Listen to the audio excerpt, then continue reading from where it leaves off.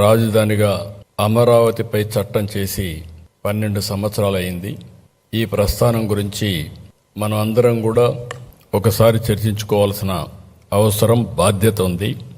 చరిత్ర ఒకసారి కూలంకుషంగా నెమరేసుకుంటే భవిష్యత్తులో ఇలాంటి జరగకుండా ప్రజలే అప్రమత్తంగా ఉండే అవకాశం ఉంటుంది. రాజధానిగా అమరావతికి పార్లమెంటు ఉభయ సభలు ఆమోదించడం అనేది ఇది ఒక ప్రజా విజయం, ప్రజా రాజధానికి దక్కిన గౌరవం. ఈ చర్చల్లో 11 పార్టీలు పార్టిసిపేట్ చేశాయి. 2 హౌసెస్లో కలిపి 17 34 మంది సభ్యులు భాగస్వాములయ్యారు, పార్టిసిపేట్ చేశారు. 10 పార్టీలు మద్దతు ఇచ్చాయి, మిగిలిన పార్టీలు కూడా సపోర్ట్ చేశారు.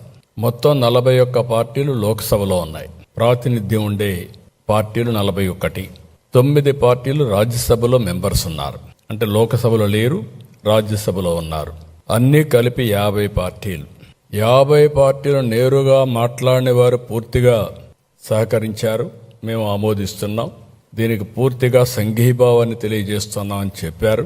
మిగిలిన పార్టీస్ అన్నీ కూడా పార్లమెంట్లో ఏకగ్రీవంగా ఆమోదించారు. ఒకే ఒక పార్టీ, ఆ పార్టీ వైఎస్ఆర్ కాంగ్రెస్ పార్టీ.